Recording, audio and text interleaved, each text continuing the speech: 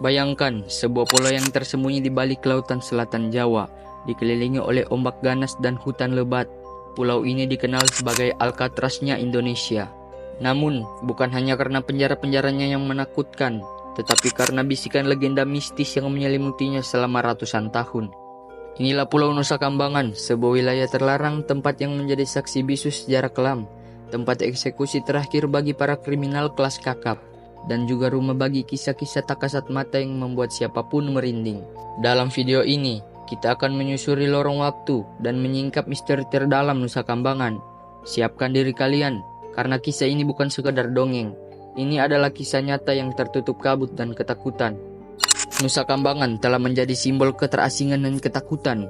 Sejak masa penjajahan Belanda, pulau ini telah ditetapkan sebagai pengasingan bagi para narapidana beresiko tinggi. Bui Permisan, penjara pertama di pulau ini, berdiri kokoh sejak 1908. Bayangkan, puluhan tahun sebelum Indonesia merdeka, pulau ini sudah menjadi kuburan hidup bagi mereka yang dianggap terlalu berbahaya untuk masyarakat. Selama dekade demi dekade, berbagai penjara dibangun di atas tanah ini. LP Batu, yang dikenal dengan sistem isolasi ekstrimnya, Kembang Kuning, tempat narapidana kasus narkotika dan terorisme ditahan, hingga Pasir Putih, yang menjadi saksi eksekusi mati terhadap para narapidana kelas berat. Namun, sejarah Nusa Kambangan bukan hanya tentang penjara.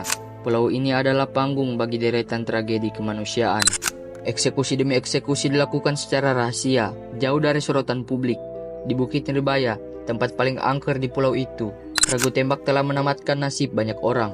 Bahkan, tanahnya dipercaya tak pernah benar-benar kering, seolah masih menyerap sisa-sisa darah masa lalu.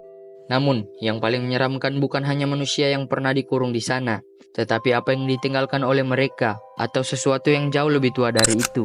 Banyak kisah horor beredar di kalangan petugas lapas dan penduduk sekitar Cilacap. Salah satu yang paling terkenal adalah sosok Mbah Syukur, hantu tanpa kepala yang sering terlihat berjalan menyusuri koridor penjara tua di malam hari.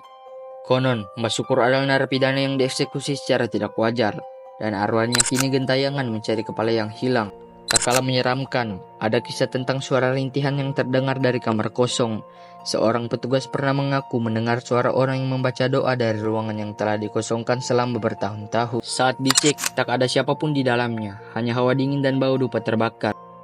Di tengah hutan lebat Nusa Kambangan, tersembunyi legenda tentang makhluk bernama Kawuk, kadal raksasa bermata merah yang dipercaya sebagai penjaga gaib pulau ini. Mereka yang nekat masuk terlalu dalam ke hutan sering hilang tanpa jejak, dan yang selamat biasanya kembali dengan luka-luka serta tatapan kosong.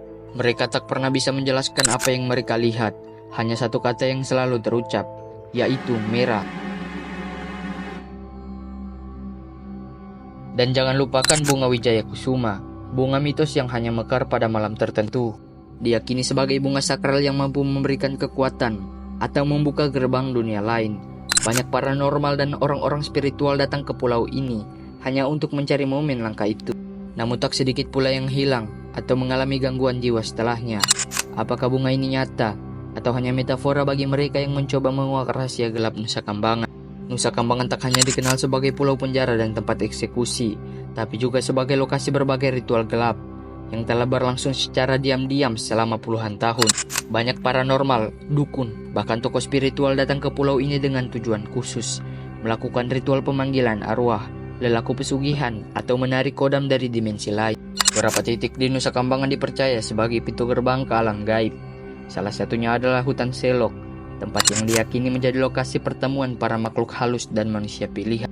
Penduduk sekitar Cilacap bahkan percaya bahwa ada hari-hari tertentu, biasanya menjelang malam Jumat Kliwon atau pada saat gerhana, ketika batas antara dunia manusia dan dunia gaib di Nusa Kambangan menjadi sangat tipis. Pada malam-malam itu, tak jarang terlihat cahaya api kecil menari-nari di atas pepohonan, diiringi suara gamelan dari arah yang tak bisa dijelaskan. Beberapa mantan napi bahkan mengaku pernah dipanggil oleh sesosok wanita berambut panjang dari dalam sel mereka. Konon, sosok ini disebut sebagai Nyai Roro Kidul penunggu darat, manifestasi dari kekuatan gaib yang menjaga Nusa Kambangan, berbeda dengan sang ratu laut di selatan. Dan yang paling menyeramkan adalah ritual tumbal bisu, praktik pengorbanan yang konon dilakukan oleh segelintir orang untuk meminta kekuasaan atau keselamatan. Meski tak pernah dibuktikan secara resmi, bekas-bekas sesaji, kain kafan, hingga hewan mati sering ditemukan di titik-titik tersembunyi di dalam hutan di pulau ini. Nusa Kambangan bukan hanya sekadar pulau, ia adalah simbol dari ketakutan, dari hukuman, dan dari rahasia yang tak pernah sepenuhnya terungkap. Di balik pagar-pagar tinggi dan tembok batu tua, tersembunyi cerita-cerita yang tak bisa dijelaskan dengan logika. Pulau ini telah menjadi bagian dari sejarah Indonesia, sejarah yang masih hidup dan terus bergema dalam mimpi buruk banyak orang. Jadi menurutmu, apakah Nusa Kambangan hanya pulau penjara, atau ada sesuatu yang lebih tua, lebih gelap, dan lebih berbahaya yang tinggal di sana?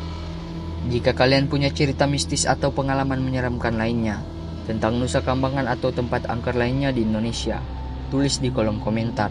Dan jangan lupa untuk like, share, dan subscribe, karena di video selanjutnya saya akan kembali menyusuri lorong-lorong gelap dari dunia yang tak terlihat. Dan satu kata untuk kalian, sampai jumpa.